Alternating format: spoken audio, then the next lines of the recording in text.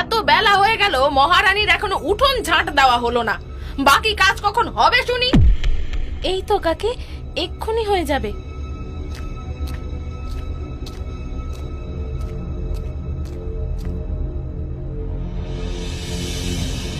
হায় হায় হায় হায় হায়, উনুনে যে হাঁড়ি চড়াবো একটা কাঠ নেই গো।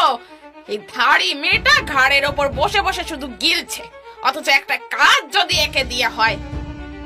কমলা, এই কমলা! কি হয়েছে কাকি, ডাকছিলে আমায়? বলি নবাব জাদি, তোমাকে যে কাল বিকেলে কাঠ নিয়ে আসতে বলেছিলাম সেসব কোথায়? হ্যাঁ, আসলে কাকি কাল কাজ করতে করতে সন্ধে হয়ে গেল, তাই আর। এখন তো কাজের খোঁটা দিবি। আমার হয়েছে যত জ্বালা, বাপ মা মরা মেয়েকে বসিয়ে খাওয়াও, আবার তার খোঁটাও শোনো। এই ছিল আমার কপালে। আমি এক্ষুনি গিয়ে কাঠ নিয়ে আসছি কাকি। হ্যাঁ, কাঠ এনে আমায় উদ্ধার করো আর কি।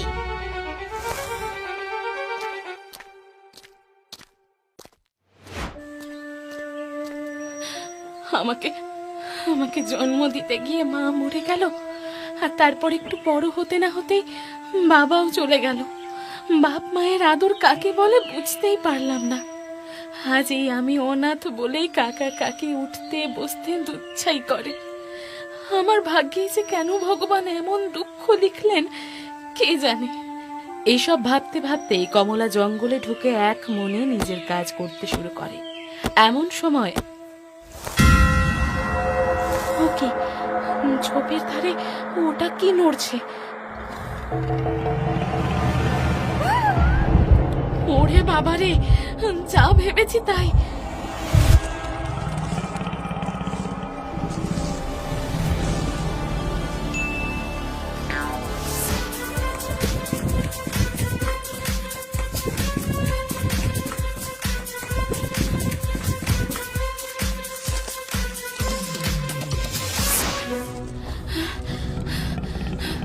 খুব বাঁচা বেঁচে গেছি বাবা, আর একটু হলেই বাঘের পেটে যাচ্ছিলাম আর কি। কিন্তু বাঘটা তো দেখছি গাছের নিচে ঘোরাফেরা করছে। ও করুকে, ও যতক্ষণ না যাচ্ছে আমি এই গাছ থেকে নামছি না বাপু।